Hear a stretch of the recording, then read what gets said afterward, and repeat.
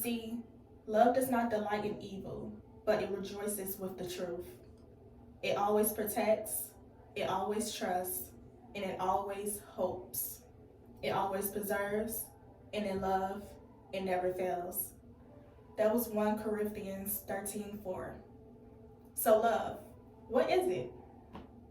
Today, we will look at love languages and how it is represented to understand the role it plays in building relationships.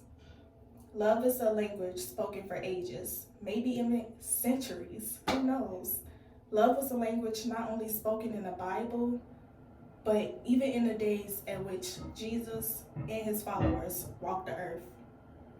First, I will discuss the meaning of love languages and how it became upon us. Second, I will talk about how love languages are expressed and the layers of love languages.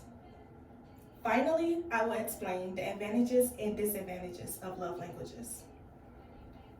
Love. So what is love? Love is a subject that has been spoken for many ages. I mean, even atheists have spoken about love. However, the idea that people may demonstrate and receive love in just a number of ways and categories that were essentially developed in just one book, going way back to the 1990s, this book is called The 5 Love Languages, and that was by Gary Chapman. Gary Chapman was a known senior associate pastor at Calvary Baptist Church in Winston-Salem, North California. Chapman found that couples were not feeling love despite their partners believing they were doing all the right things. Love languages are defined as the manner in which a person expresses love for one another, but it can also be defined as the manner in which a person expresses how they want to receive love. Understanding your own and others' love languages is important because it is causing misunderstandings or hurt feelings. This can be verbal or even nonverbal. And it can even be a combination of both. So now that we know what love languages are, and we are aware that Gary Chapman basically introduced the idea of love languages, let's take a deeper look at the meaning of love languages. Love languages are built up under 5 layers. Not only does it make a person feel love, but it helps you understand how to show the ones you love that you love them. Some people feel most love when their partner provides reassurance, compliments, etc. This love language is called words of affirmation. Words of affirmation are words that basically build up encouragement, confidence, and it helps strengthen the person that you love. For example, God shows this love language all the time. Now, if you are religious, then you know that God commands us to regularly use our words to build up one another. He shows this in Proverbs 18:21. Death and life are in the power of the tongue, and those who love it will eat its fruit. Now, we move on to the acts of service. This is a non-verbal love language. Acts of service is a common love language that many people share because they feel that doing actions is a lot easier for them to show that they love them by expressing it through actions rather than words. These could be things such as like washing the dishes or even mowing your neighbor's lawn because you notice like maybe weeds have come up. Now, in the Bible, we see that God is the best representation of the love language of gift giving.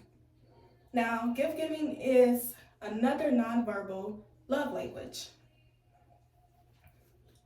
In the Bible, Jesus, he could have made the earth plain, black and white. It could have been boring. And instead, he gave us vibrant colors. He gave us actually shades of colors. He gave us neon. He gave us food and water and nature. So that was his way of showing that he loved us. And even if you can't give somebody like the world just as he did for us, then you can do something small like flowers or just washing the dishes. It could be anything. Now, it could be flowers, going to like get their favorite candy. Next we have is physical touch. Physical touch is the most common nonverbal form of love language that's used.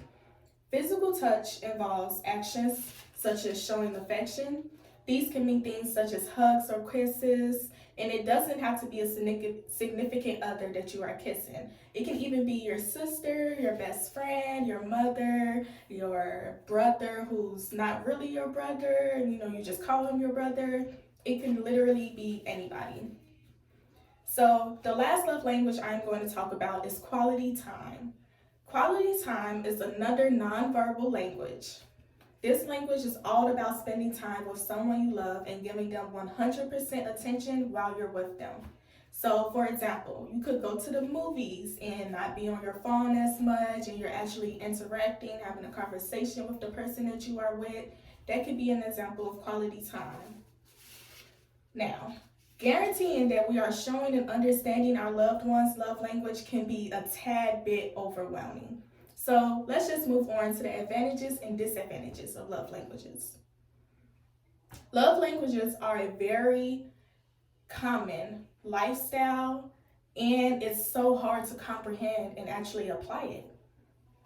So they come with so many benefits, such as helping resolve conflicts, strengthen relationships, avoid problems, and even increase connection between loved ones and even your peers. However, just like everything else, there are disadvantages. So these disadvantages could be things as people using love languages to manipulate them, such as if this person knows that your love language is gift receiving, they may shower you in gifts just to get what they want from you. So this is why it is important to actually understand love languages and the role it plays on relationships. Understanding love languages and how it is expressed can benefit us and our relationships in the future. Love is a language that has been spoken for years, and the debate will always be of occurrence. Earlier, I talked about the becoming of love languages and how it came about. I also discussed how love languages are expressed and how to express them. Finally, I applied this information to you with the usage of disadvantages and advantages. So when you consider why is it so important to know what love languages are and how to use them, just remember that in the long run, it benefits your ability to grow or harm your relationships that you either have built or are trying to build. Thank you.